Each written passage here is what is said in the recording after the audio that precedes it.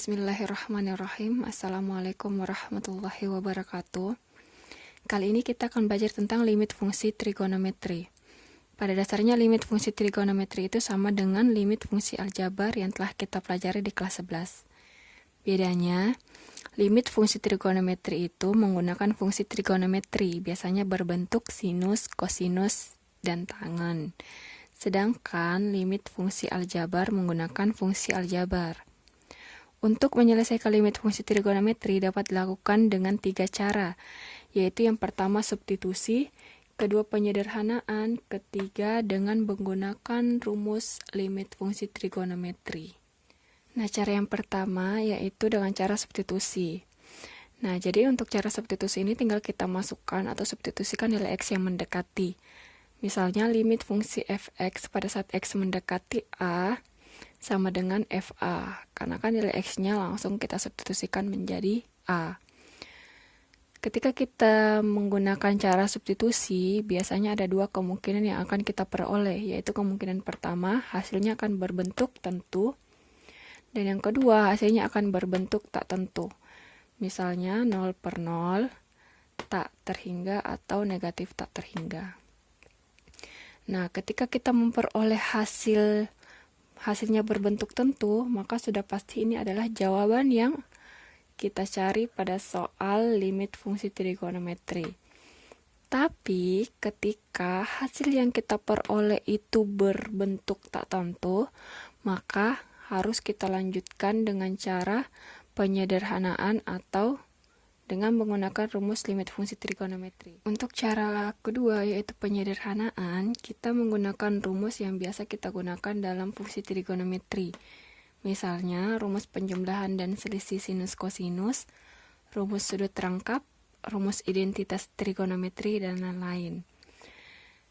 Sedangkan untuk cara yang ketiga, rumus limit fungsi trigonometri, itu kita akan menggunakan rumus limit fungsi trigonometri di mana limit X-nya mendekati 0. Agar lebih mudah memahami materi limit fungsi trigonometri, kita lanjut ke contoh soal.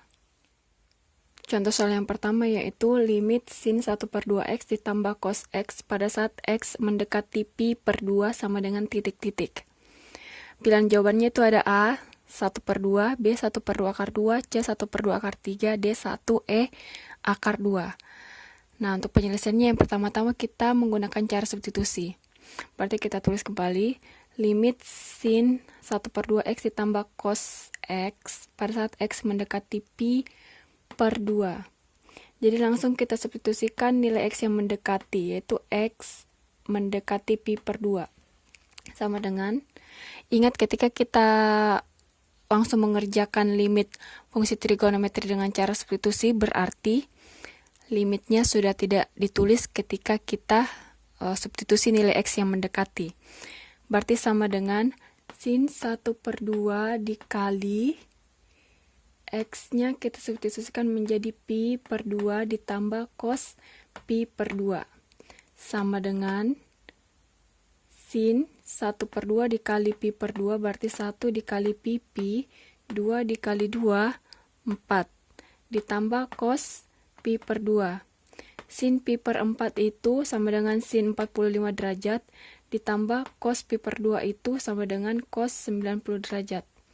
Sin 45 derajat sama dengan 1/2 akar 2, ditambah cos 90 derajat itu sama dengan 0, berarti 1/2 akar 2 ditambah 0 sama dengan 1/2 akar 2. Karena jawabannya atau hasil yang kita peroleh itu merupakan bentuk tentu, maka sudah pasti ini adalah jawaban dari soal yang kita cari.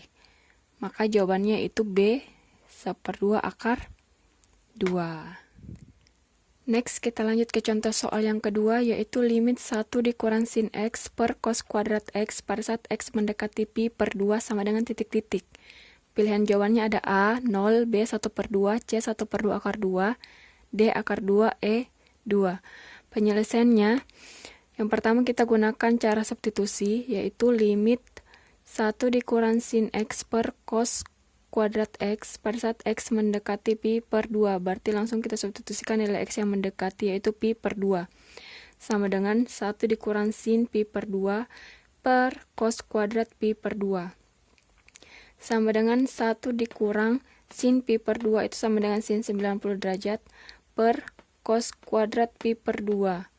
Cos pi per 2 itu sama dengan cos 90 derajat. Karena sini cos kuadrat pi per 2 berarti cos kuadrat 90 derajat. Sama dengan 1 dikurang sin 90 derajat sama dengan 1 per cos kuadrat 90 derajat. Cos 90 derajat itu sama dengan 0. Cos kuadrat 90 derajat sama dengan 0 kuadrat. Sama dengan 1 dikurang 1, 0. 0 kuadrat sama dengan 0. 0 per 0 merupakan bentuk tak tentu. Karena hasil yang kita peroleh merupakan bentuk tak tentu, maka harus kita lanjut ke cara yang selanjutnya atau cara yang kedua, yaitu penyederhanaan. Jadi yang perlu kita ingat ketika kita mengerjakan soal dengan cara substitusi dan hasil yang kita peroleh merupakan bentuk tentu, maka sudah pasti itu adalah jawaban dari soal yang kita cari. Sedangkan ketika hasil yang kita peroleh merupakan bentuk tak tentu, maka harus kita lanjut ke cara yang selanjutnya, yaitu penyederhanaan. Kita lanjut ke cara yang kedua, yaitu penyederhanaan.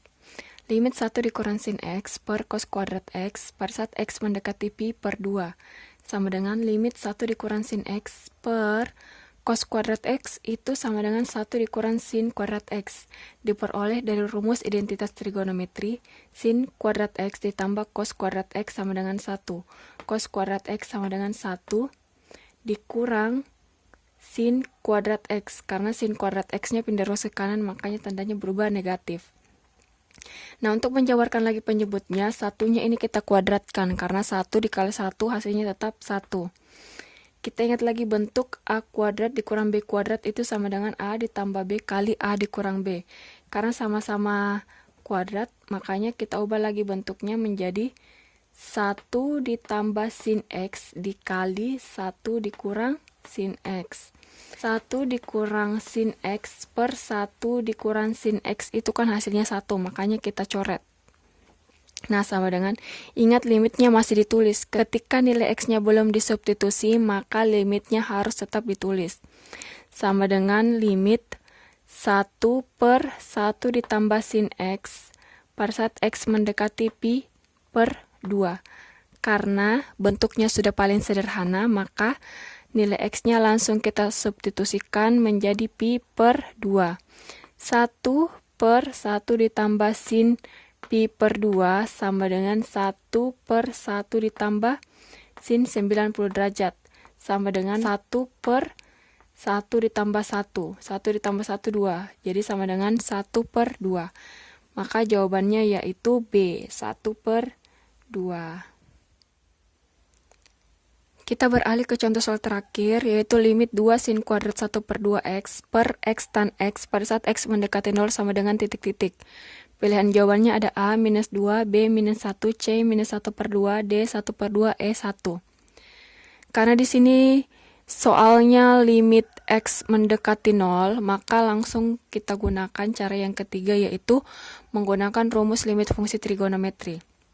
Jadi penjelasannya yaitu limit 2 sin kuadrat 1 per 2x per x tan x pada saat x mendekati 0 sama dengan limit 2 di sini sin kuadrat 1 per 2x.